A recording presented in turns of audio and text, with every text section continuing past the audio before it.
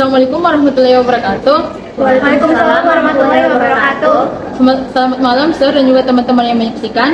Perkenalkan, kami dari kelompok 2 Pendidikan Kewarganegaraan, dan malam ini kami akan mempresentasikan modul kami yang berjudul nepotisme. Jadi, kami mengangkat apa permasalahan hukum yang ada di Indonesia, salah satunya yang paling populer dan akhir-akhir ini banyak dibicarakan. Namun sebelum kami memulai presentasi, izinkan saya memperkenalkan kelompok kami terlebih dahulu. Di samping saya ada Ahmiranil Khairat, selanjutnya ada Alma Anastasia, dan yang terakhir ada Uswa Afifah Muntazah.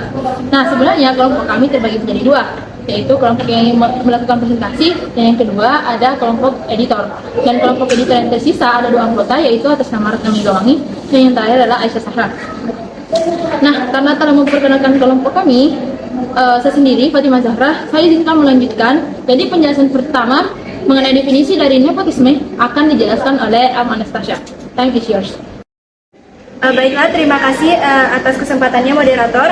Jadi di sini sudah tertera mading kami yang berjudul nepotisme, dan saya akan menjelaskan di bagian pertama, yaitu definisi. Jadi di sini definisi dari nepotisme yaitu merupakan suatu bentuk favoritisme yang mengutamakan kepentingan kerabat atau keluarga dalam memperoleh jabatan. Jadi nepotisme di sini merupakan bentuk favoritisme yang dapat merusak keadilan di dalam sistem organisasi atau pemerintahan. Karena dalam nepotisme ini mereka itu memilih kerabat atau teman dekat itu untuk dapat berkuasa di dalam suatu pemerintahan atau organisasi tanpa memandang prestasi atau kemampuan mereka.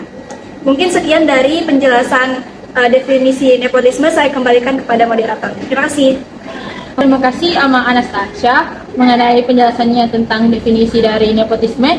Terima kasih. Selanjutnya penjelasan mengenai dasar dan juga restoran dari nepotisme akan dijelaskan oleh Ahmiranil Khairat.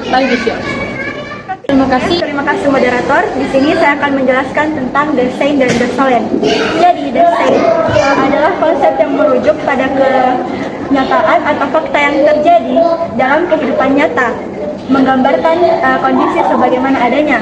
Contohnya, masih ada pemberian jabatan karena hubungan keluarga. Sedangkan desolen adalah konsep yang merujuk pada keadaan yang seharusnya terjadi berdasarkan norma, aturan, nilai, atau harapan ideal.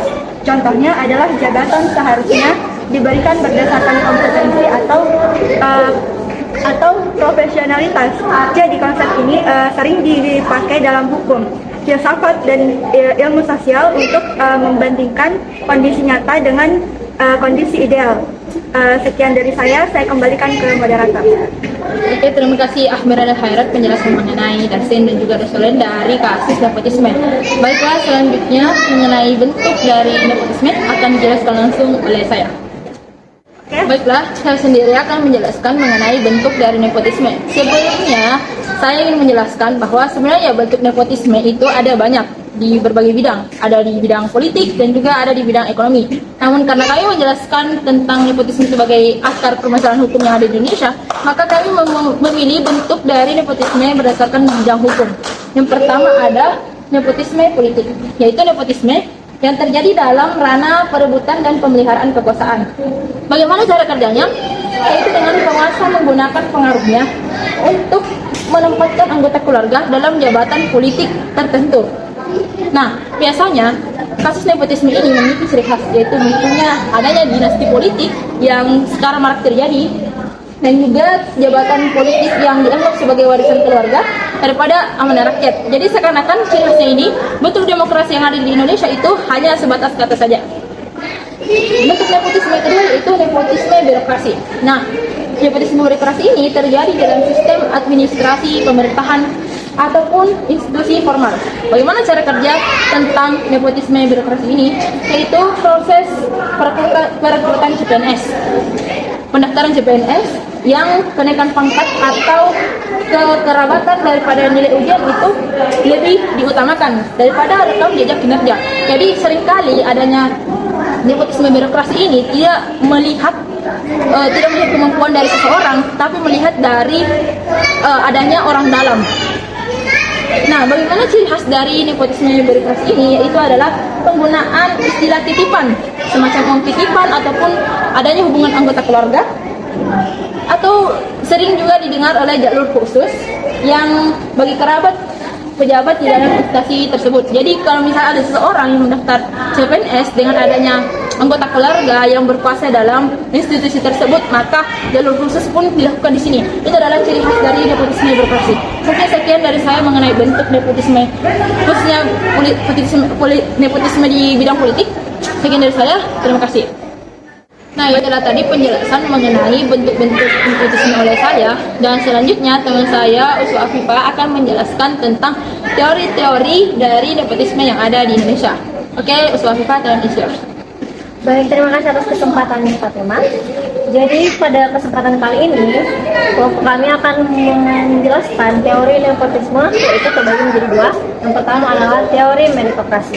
Teori meritokrasi adalah sistem di mana penentuan jabatan berdasarkan dengan kompetensi dari orang-orang tertentu. Tetapi, terdapat beberapa penelitian yang menyatakan bahwa nepotisme menghambat terjadinya teori meritokrasi dikarenakan banyak sekali orang-orang yang menerapkan atau memberikan jabatan tidak berdasarkan dengan kemampuan dari orang-orang yang memiliki kompetensi. Yang kedua, yaitu teori good governance. Teori good governance mencakup transparansi, akuntabilitas, dan juga rule of law. Colbert et al. Menemukan bahwa negara dengan tingkat nepotisme yang tinggi memiliki nilai atau memiliki kualitas pemerintahan yang tidak baik. Terima kasih atas kesempatannya, hanya itu yang dapat saya sampaikan. Oke, terima kasih Uswa Afifa penjelasannya mengenai teori nepotisme yang ada di Indonesia. Nah, selanjutnya penjelasan mengenai undang-undang yang mengatur dan juga melarang nepotisme yang ada di negara kita akan dijelaskan oleh Ama Anastasia. Ama Anastasia, time is yours. Nah, baiklah, selanjutnya saya akan menjelaskan undang-undang tentang nepotisme.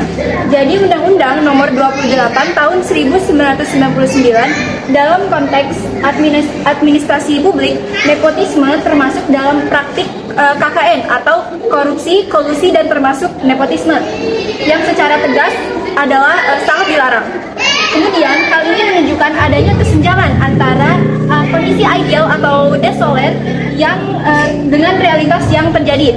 Kemudian dalam perspektif budaya, Bilow dan Adam mengatakan pada tahun 2003 mengatakan bahwa nepotisme dalam beberapa masyarakat dianggap sebagai bentuk loyalitas keluarga, sehingga seringkali nepotisme ini dinormalisasikan. Mungkin sekian yang dapat saya sampaikan. Terima kasih. Oke, terima kasih Ama Anastasia penjelasannya mengenai undang-undang yang mengatur dan melarang nepotisme yang ada di Indonesia. Nah, selanjutnya contoh kasus atau kasus nyata yang ada di mading kami akan dijelaskan oleh saya sendiri. Oke, nah saya kali ini akan menjelaskan mengenai contoh kasus ataupun kasus nyata dari kasus nepotisme yang ada di negara kami Indonesia. Nah, akhir-akhir ini kasus nepotisme ini menjadi sangat populer dikarenakan ada salah satu kasus yang sangat disoroti oleh masyarakat Indonesia, yaitu kasus nepotisme yang dilakukan oleh Ketua Mahkamah Konstitusi. Nah, bagaimana tentang awal dari kasus tersebut atau kasus ini? Jadi kasus ini berawal dari Ketua Konstitusi atau Mahkamah Konstitusi Anwar Usman yang tiba-tiba mengganti aturan persyaratan umur untuk mendaftar presiden ataupun wakil presiden. Nah, setelah Anwar Usman merilis undang-undang tersebut, kemudian keponakan dari Anwar Usman sendiri tiba-tiba mendaftar atau mencalonkan diri sebagai wakil presiden. Nah, masyarakat sendiri menilai sikap Anwar Usman dinilai masuk kategori nepotisme karena kasus yang saya jelaskan tadi. Jadi sikap Anwar Usman yang tetap menggunakan fasilitas Ketua Mahkamah Konstitusi atau MK yang kemudian disorot, dan perilaku Anwar Usman sendiri dikategorikan melakukan nepotisme. Nah, ahli berpendapat bahwa ini jelas tidak hanya melanggar etika ataupun perilaku hakim konstitusi sebagai tindak pidana korupsi ataupun nepotisme dalam lingkungan MK, tapi karena menikmati suatu yang bukan hak atas nama nepotisme. Nah, hal ini yang memicu amarah yang ada di dalam masyarakat Indonesia. Nah, sehingga kasus ini menjadi salah satu kasus yang sangat populer, bahkan sampai sekarang kasus ini masih menjadi buah bibir di masyarakat Indonesia karena sangat jelas contoh nepotisme yang ada di sini, dimulai dari pemanfaatan sebagai ketua Mahkamah Konstitusi yang kemudian mengajukan peraturan baru mengenai persyaratan umur untuk mendaftarkan diri atau mencalonkan diri sebagai presiden ataupun wakil presiden, dan tak lama kemudian keponakan Anwar Usman sendiri yaitu Ketua Mahkamah Konstitusi mencalonkan diri. Dan ini tentu sangat dicurigai dan disoroti oleh masyarakat Indonesia hingga saat ini. Nah, mungkin itulah penjelasan tentang contoh kasus ataupun kasus nyata yang ada di negara kita Indonesia. Sekian dari saya, terima kasih. Nah, karena kami telah menjelaskan banyak hal, yaitu mulai dari definisi, desolen, bentuk, teori, undang-undang yang mengatur, hingga contoh kasus yang benar-benar bukti bahwa nepotisme itu benar adanya di negara kami. Kali ini kami akan menjelaskan mengenai efek dari adanya nepotisme di suatu negara, dan anggota kelompok kami Uswa Afifah Mumtazah akan menjelaskan mengenai efek adanya nepotisme. Terima kasih atas kesempatannya Fatimah. Jadi menurut analisis yang kami temukan dari desain, desolen, definisi, contoh teori, contoh kasus, teori, dan juga undang-undang, kami menemukan 3 efek dari nepotisme. Yang pertama, menurunkan profesionalisme. Kenapa? Karena jabatan atau kesempatan yang diberikan berdasarkan hubungan keluarga, bukan dikarenakan kemampuan dari diri masing-masing. Lalu, yang kedua, menciptakan ketidakadilan. Orang-orang yang lebih kompeten dapat kehilangan lapangan pekerjaan karena adanya perlakuan khusus dari keluarga-keluarga atau hubungan kerabat kepada orang-orang yang menginginkan jabatan tersebut. Yang terakhir, yaitu menurunkan kepercayaan masyarakat.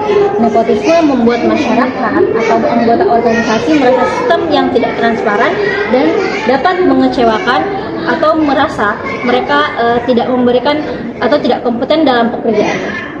Terima kasih, hanya itu yang dapat saya sampaikan. Saya kembalikan kepada Fatimah Zahra.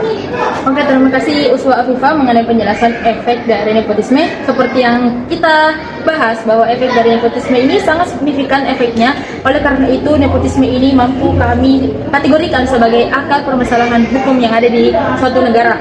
Nah, selanjutnya, karena kita sudah menjelaskan mengenai efek dan juga segala macam, nah tentu saja untuk menangani ini kami memiliki penjelasan atau hasil analisa tentang solusi untuk menghindari nepotisme. Nah, solusi ini akan dijelaskan oleh Ahmiranil Khairat. Time is yours. Terima kasih moderator. Di sini setelah penjelasan efek tadi, saya akan menjelaskan tentang solusi apa yang dapat mencegah terjadinya nepotisme. Yang pertama ada memperkuat sistem merit, yakni dengan memberikan kesempatan kepada masyarakat berdasarkan kompetensi, prestasi dan kemampuannya, bukan berdasarkan uang, hubungan keluarga, dan faktor pribadi lainnya. Kemudian yang kedua ada tegakkan hukum, yakni memberikan sanksi yang adil kepada praktik nepotisme yang terjadi. Ketiga, tingkatkan transparansi, yakni membuka pengambilan keputusan secara jelas kepada publik. Dan yang terakhir ada edukasi masyarakat, yakni meningkatkan kesadaran tentang dampak buruk nepotisme terhadap keadilan dan profesionalitas. Mungkin itu saja dari saya kembalikan kepada moderator. Terima kasih Maira atas penjelasan mengenai solusi untuk menghindari nepotisme. Kami mengambil 4 solusi ini karena kami yakin dengan negara kita ataupun para penegak hukum menerapkan keempat solusi ini, kami yakin kasus ataupun efek dari nepotisme dapat ditekan secara signifikan. Nah, yang terakhir penjelasan ataupun kesimpulan dari presentasi kami malam hari ini akan dijelaskan oleh Amah Anastasia. So, time is yours. Baiklah, untuk merangkum semua bagian atau materi yang sudah kami buat dalam mading nepotisme ini, saya akan menjelaskan bagian terakhir yaitu kesimpulan. Jadi nepotisme itu merupakan praktik yang dapat merusak sistem tatanan keadilan dan profesionalisme hukum di dalam suatu pemerintahan. Kemudian, meskipun telah diatur dalam hukum, praktik ini masih sering ditemukan atau masih sering marak terjadi di dalam suatu hukum karena lemahnya sistem dan budaya yang masih mendukung. Karena alasan inilah di dalam suatu negara itu masih ada ketidakadilan atau tidak adanya profesionalitas dalam suatu negara.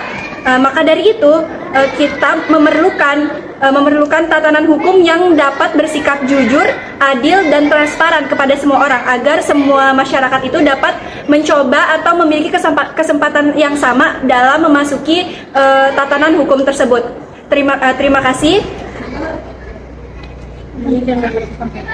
Terima kasih, saya kembalikan kepada moderator.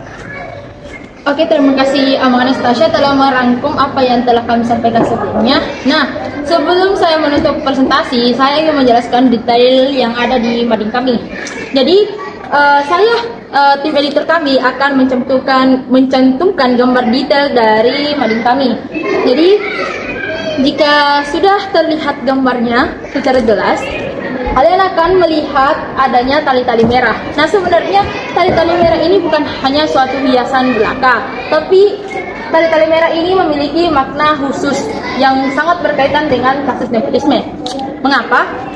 Yaitu makna yang pertama, tali-tali merah ini memiliki makna bahwa apabila terjadi kasus nepotisme di suatu titik ataupun daerah yang ada di Indonesia, tentu saja kasus nepotisme ini akan berpengaruh dari Sabang sampai Merauke. Oleh karena itu, di mading kami terlihat ada tali-tali merah mulai dari Sabang hingga Merauke, dan dia menghubungkan satu sama lain.